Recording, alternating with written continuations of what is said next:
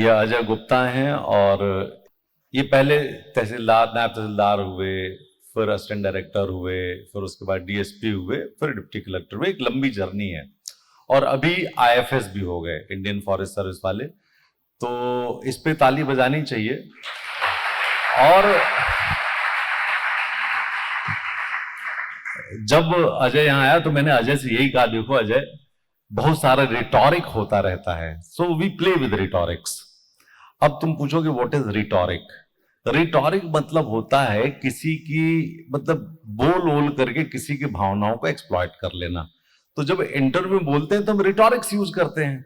और रिटॉरिक्स क्या है कि सर बहुत सारा हमारे पास डिफरेंट एक्सपोजर होगा, हम अलग अलग ढंग के लोगों से मिलेंगे, अलग अलग ढंग के लोगों से काम करेंगे, मोनोटोनस नहीं होगा, डाइवर्सिफाई होगा, ये सब बोला जाता है वहां पे। और इंटरव्यू में उसके मार्क्स मिलते हैं।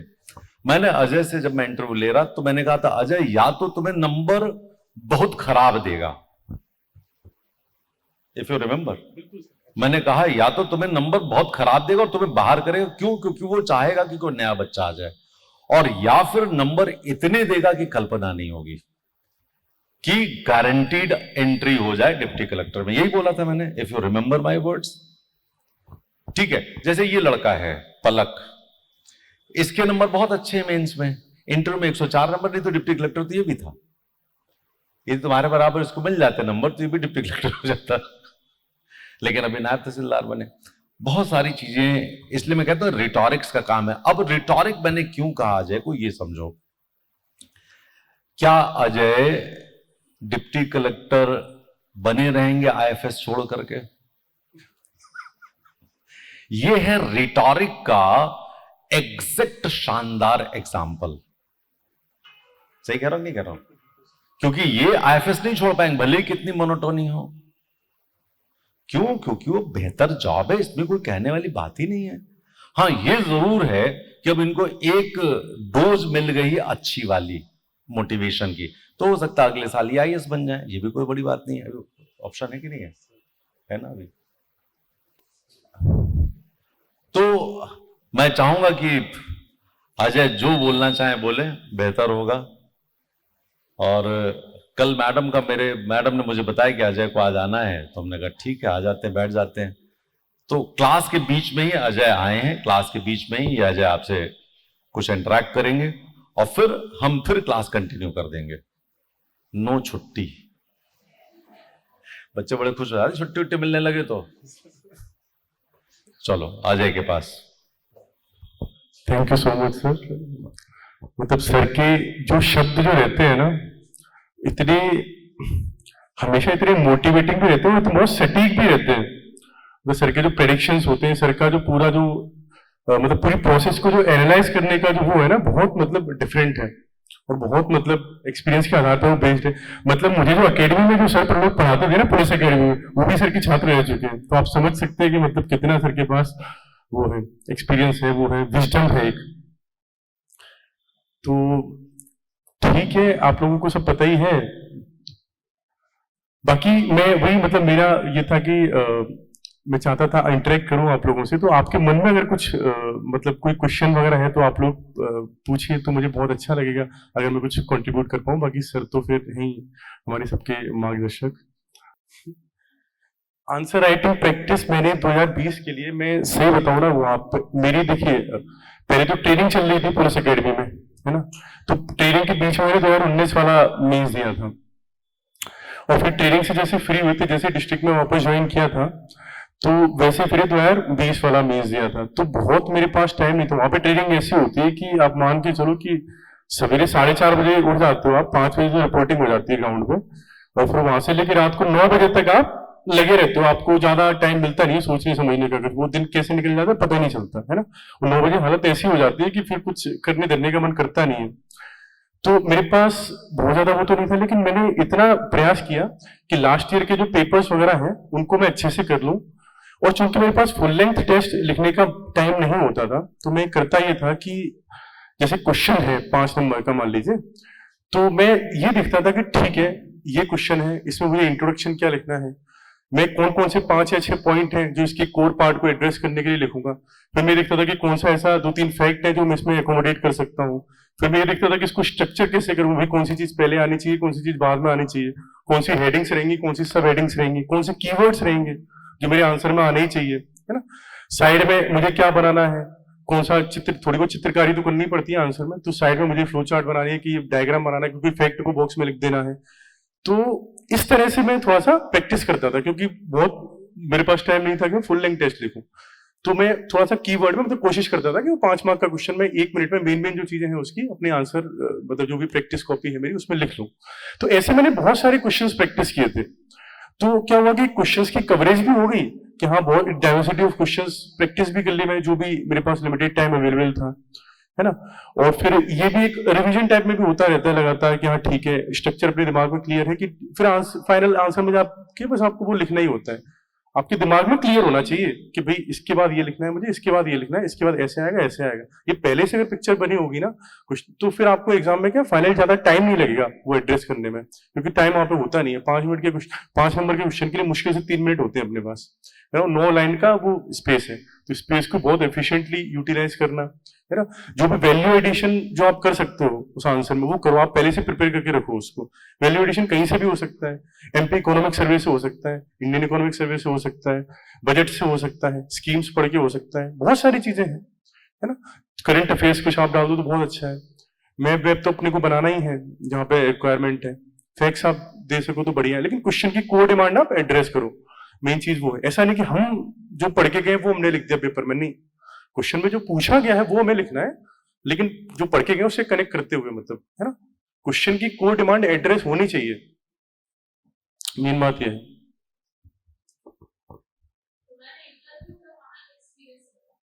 जो फाइनल इंटरव्यू जो हुआ था, हाँ तो फाइनल इंटरव्यू लगभग 25 मिनट चला होगा, आई थिंक लास्ट था मैं पूरे बोर्ड में। 16 लोग थे शायद, तो मैं सबसे 16वां नंबर मेरा ही था।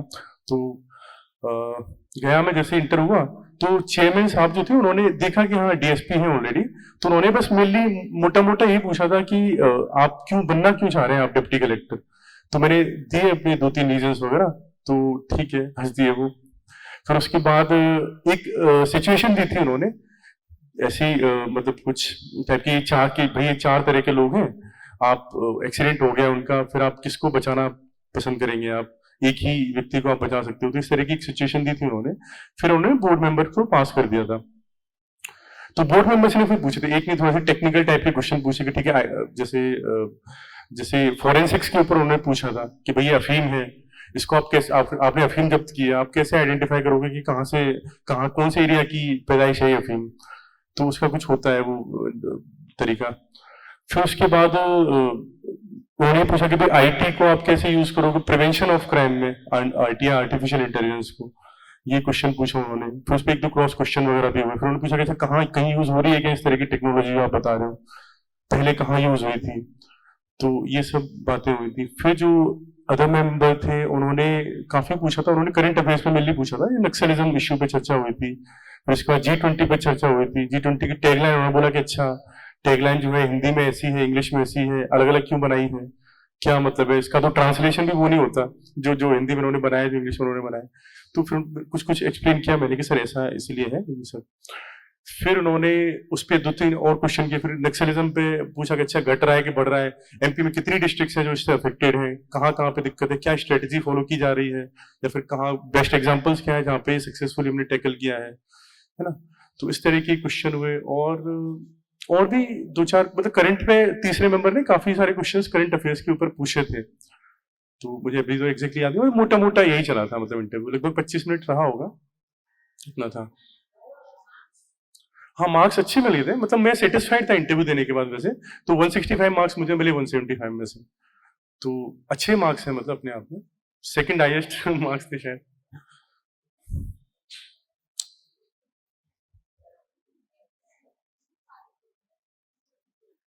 यूपीएससी और एमपीपीएससी साथ में प्रिपरेशन करने की स्ट्रेटेजी, बहुत ही अच्छा प्रश्न पूछा है। और मैं चूंकि कर भी रहा हूं, अभी यूपीएससी की भी मैं तैयारी कर रहा था और एमपीपीएससी की भी कर रहा था। तो देखिए पहले तो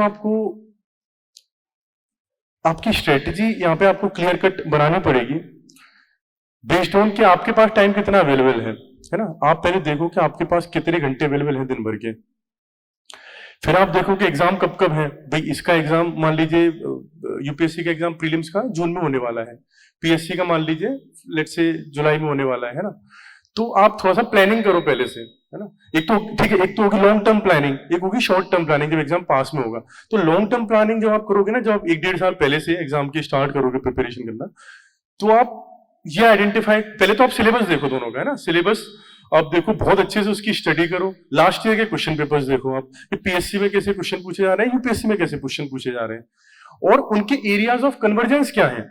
कौन सी ऐसी चीजें हैं जो पढ़ के मैं दोनों की चीजें वो सॉल्व कर लूंगा, यूपीएससी का प्रीलिम्स में कर लूंगा और इसका पीएससी का प्रीलिम्स में क्लियर कर लूंगा। तो वो एरियाज ऑफ कन्वर्जेंस जो है उन पे आप थोड़ा सा ज्यादा फोकस करो, है ना। अच्छा, अब मेरा जो एक्सपीरियंस रहा है दोनों का, मतलब लौट फिर के सिलेबस वही है। सिलेबस ऐसा नहीं है कि बहुत ज्यादा कोई डिफरेंस है एमपी प्री के सिलेबस में, पढ़नी अपने को लौट फिर के वही सब चीजें हैं। थोड़े से सोर्सेज अलग हो सकते हैं कि हाँ ठीक है, जैसे आप वहां पे बहुत स्टैंडर्ड, जैसे आप मान लीजिए हिस्ट्री का आप मान लीजिए कि आपको हो सकता है वहां पे वो पढ़ना पड़े, एनसीईआरटीज वगैरह बहुत अच्छे से आपको पढ़नी पड़े, है ना। हो सकता है, या फिर और जैसे मैंने तमिलनाडु बोर्ड की वो एनसीईआरटी जो थी वो रेफर की थी, तमिलनाडु बोर्ड की वो किताब है हिस्ट्री एंशिएंट और मिडिवल के लिए, वो रेफर की थी बहुत अच्छे से। यहाँ पे हो सकता है लूसेंट से ज्यादा है, या फिर कोई भी जो सोर्स आपको ठीक लगे। आप सोर्सेज अपने आइडेंटिफाई कर लो, वो मिल जाएंगे आपको गूगल पे बहुत सारे। लेकिन आप पहले ही आइडेंटिफाई करो कि भाई कौन सी चीज मुझे दोनों में काम में आ जाएगी, उसको बहुत अच्छे से करो। जो चीजें अलग से पढ़नी है वो जब एग्जाम पास में हो ना आपका, जैसे एमपी का एग्जाम आने वाला है, तो बहुत सारी ऐसी चीजें होंगी जो यूपीएससी में नहीं आती लेकिन एमपी में आती हैं। फॉर एग्जाम्पल जैसे स्पोर्ट्स का करंट अफेयर्स, है ना। या फिर आप देखोगे कि एमपी स्पेसिफिक चीजें, एमपी का करंट अफेयर्स या एमपी का जीके, तो ये चीजें क्या है कि आपको एमपी के लिए स्पेसिफिक पढ़नी है। तो ये चीजें आप जब जो वाला एग्जाम पास में, जैसे एमपी का एग्जाम पास में, तो उससे लगभग 1 महीने पहले आप स्टार्ट कर दो अगर आपके पास उतना टाइम अवेलेबल है तो, है ना। तो ये यूपीएससी का एग्जाम है आने वाला है पास में, तो अब वो देखो कि भाई ये यहाँ पे कौन सी चीजें हैं कि भाई ये सिर्फ यूपीएससी में ही काम में आएंगी, एमपी में काम में नहीं आएंगी, ठीक है। तो वो चीजें आप पढ़ना शुरू कर दो। कुल मिला के बेसिक डिफरेंस थोड़ा सा क्वेश्चंस का है, सिलेबस से ज्यादा डिफरेंस है क्वेश्चंस की क्वालिटी का। तो यूपीएससी में यूजुअली जो क्वेश्चंस आते हैं, इस बार का पेपर थोड़ा सा ज्यादा ही टेढ़ा बना दिया उन्होंने, लेकिन पिछले साल तक जो क्वेश्चंस आते थे वो मोस्टली एनालिटिकल क्वेश्चंस आते थे कि आप थोड़ा सा अंदाजा लगा सकते हो, कैलकुलेटेड गैस आपको लेना पड़ेगा क्वेश्चन में कि ठीक है इसका आंसर ये हो सकता है कि नहीं आपको डेफिनेटली नहीं पता, लेकिन आप 70-80% गैस लगाओ कि हाँ ठीक है ये आंसर हो सकता है उसका, ठीक है। फिर अकॉर्डिंगली आप ना लगाते हो, उसमें तिकड़म बढ़ाते हो कुछ तो सॉल्व करने के लिए प्रीलिम्स का, है ना। तो इस तरह का आप, तो यूपीएससी की अगर आपको साथ में तैयारी करनी है तो आप प्रीवियस ईयर पेपर्स लगाओ सबसे पहले, जो बेसिक आपने कवर कर लिया पेपर जितना हो सके उतना लगाओ, यूपीएससी की भी लगाओ, पीएससी की भी लगाओ। आपको क्लैरिटी मिल जाएगी बहुत सारी कि ठीक है इसको मुझे कैसे डील करना है, इसको मुझे कैसे डील करना है। वहां पे आपकी एनालिसिस की कैपेबिलिटी थोड़ी सी अच्छी होनी चाहिए। ये तो रही प्रीलिम्स की बात। मेंस में मुझे लगता है कि आंसर राइटिंग अगर आप एक बार सीख गए, आपको समझ में आ गया कि ये टाइम अवेलेबल है, इतना स्पेस अवेलेबल है, ठीक है, इतने टाइम अवेलेबल है, इस टाइम को मुझे कैसे क्वेश्चन का आंसर देते हुए, जगह को यूटिलाइज करते हुए अपना बेस्ट दे देना है इतने टाइम में, तो आपका मेंस का हो जाएगा। मेंस में मुझे लगता है कि बहुत ज्यादा डिफरेंस नहीं है राइटिंग स्किल के तौर पे, थोड़ा सा एनालिसिस ठीक है, मेंस में भी वहां पे भी थोड़ा ऐसा है कि थोड़ा सा और आपको एनालिसिस उसका करना पड़ेगा, उसको स्ट्रक्चर में तोड़ना पड़ेगा, लेकिन मोटा मोटा मेंस का आंसर राइटिंग का तरीका वही है जो मुझे समझ में आया है। तो यही है, बाकी इंटरव्यू तो फिर है ही जो है सो।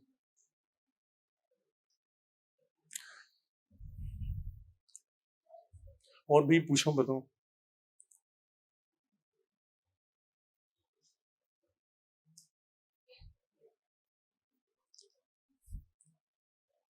अच्छा लग रहा है आपको, मतलब प्रिपरेशन को एंजॉय कर रहे हो कि नहीं आप लोग, ये बताओ। कर रहे हो एंजॉय? देखो एंजॉयमेंट करना बहुत जरूरी है। मैं अपना बताऊं मतलब जैसे मेरे अभी मैंने 2-3 बार हुआ है, मैं जैसे मैं एसएससी में भी एक बार हुआ था मेरा, मेरी 1017 रैंक आई थी सीजीएल में। फिर मैंने इन्फोर्समेंट ऑफिसर दिया था पिछले बार 2017 में, उसमें मेरी ऑल इंडिया 30 रैंक आ गई थी, ठीक है। तो मतलब मैंने अपनी पूरी जर्नी के दौरान ये चीज महसूस की कि जो जो एग्जाम मैंने बिल्कुल शांत रह के दिए हैं, शांत चित्त से दिए हैं, शांत चित्त समझ रहे हो, मतलब कि मेरे मन में बहुत ज्यादा स्ट्रेस नहीं है कि अगर यार ये नहीं हुआ तो क्या हो जाएगा, ठीक है। रात रात भर लगे, अगले दिन एग्जाम में रात रात भर पढ़ रहे हैं या रात में सो ही नहीं पा रहे। उस स्थिति में अगर आप एग्जाम को दोगे ना ओवर स्ट्रेस लेके, वो एग्जाम खराब जाना ही है, निश्चित है। कोई भगवान आपको नहीं बचा पाएगा उस एग्जाम में अगर आप बहुत स्ट्रेस लेके वो एग्जाम दोगे तो, ये आप लिख लो, है ना। आप जितना मतलब शांत चित्त से पॉजिटिव रह के खुद के जो नर्व्स जो हैं उनको काम डाउन रख के एग्जाम दोगे ना, बढ़िया चला जाएगा वो, बहुत अच्छा आप परफॉर्म करके आओगे। और आपने जितना पढ़ा है, जितनी आपकी प्रिपरेशन है, उतना अगर आप करके आ गए एग्जाम में कि हाँ ठीक है ये मुझे आता था, आने के बाद ये फिर क्वेश्चन गलत नहीं हुआ, एग्जाम में एक भी क्वेश्चन ऐसा गलत नहीं हुआ जो मुझे आता था फिर भी गलत हो गया, आपका सिलेक्शन तय है। अगर आपने डिसेंट अमाउंट ऑफ तैयारी भी की। हमारा सिलेक्शन रुकता तभी है, बहुत ध्यान से सुनिएगा, हमारा सिलेक्शन रुकता तभी है जब हम जो पढ़ के गए थे, जो हमें आता था, वो हम एग्जाम में गलत करके आ गए। अगर आप जितना पढ़ के गए हैं और आपने डिसेंटली तैयारी की है, वो अगर आप एग्जाम में अच्छे से करके आ गए तो आपका सिलेक्शन हो जाएगा। मेरा तो एक्सपीरियंस यही रहा है। मेरा सिलेक्शन तब सिर्फ तभी रुका है, मेरे एग्जाम तभी बिगड़े हैं जब मैं बहुत ज्यादा स्ट्रेस्ड हुआ हूँ, रात में सो नहीं पाए, ढंग से खा नहीं पाए, ठीक है, एग्जाम से पहले भी घुसते घुसते पढ़ रहे हैं, तो क्या हमारा माइंड जो होता है वो इतना ज्यादा बर्डन अप हो जाता है ना कि वो मतलब उसकी जो क्रिएटिव एबिलिटी जो होती है, उसकी जो शक्तियां जो है ना, वो लेवरेज नहीं हो पाती एग्जाम में। मतलब माइंड जो है ना बहुत बहुत ही सोफिस्टिकेटेड मशीन है ना, उसका आप उसको थोड़ा सा शांत रखो, आप उसको शांत रखोगे ना तो, और शांत रख के फिर आप एग्जाम में जाओगे ना, आपको ये पता भी नहीं है कि आपको क्या क्या पता है मतलब माइंड में वो सब कुछ स्टोर्ड है जो आपने हमेशा कभी देखा है, पढ़ा है, सुना है, वो सब है। बस जरूरत होती है कि उस चीज को आप, और शांत आप रहोगे ना, आपका मन शांत होगा ना, तो वो सब हो जाएगा एग्जाम में, सब सारी चीजें डील कर लोगे आप। आपको पता रहेगा कि हाँ इसका ये आंसर मुझे भले ही नहीं पता, लेकिन मुझे पता है कि यही होना चाहिए, ऐसा है, ठीक है। तो बहुत सारा आप गैस वर्क से कर लोगे, बहुत सारा, लेकिन आपका, इसलिए फिजिकल पे थोड़ा सा ध्यान दो, आप फिटनेस पे ध्यान दो कि थोड़ी सी एक्सरसाइज कर ली डेली, थोड़ी सी खेल ली अगर टाइम मिले, 10-15-20 मिनट जो भी है उतना आप योगा करो, थोड़ा सा फिजिकल और मेंटल वेलबींग पे आप ध्यान दो, वो बहुत जरूरी है। उसके बिना क्या है कि नहीं तो फिर यार 1 महीने आपने बहुत ज्यादा रात रात भर पढ़ के वो सब कर लिए, फिर पता पड़ी 1 महीने के लिए बीमार हो गए, क्या मतलब रहा, सब आपकी कंटिन्यूटी टूट जाएगी। लंबा चलता है ना एग्जाम की प्रोसेस, देखो पूरी एग्जाम की प्रोसेस 1-2 साल तो उसमें लग ही जाते हैं, और कभी एग्जाम टाइम पे नहीं हुआ तो और ज्यादा लग जाता है उसमें, है ना। तो इतनी 1-2 साल के लिए अपने आपको फिजिकली मेंटली फिट रखना है, बहुत जरूरी है वो। तो यही मेरा थोड़ा सा सजेशन था आप लोगों को।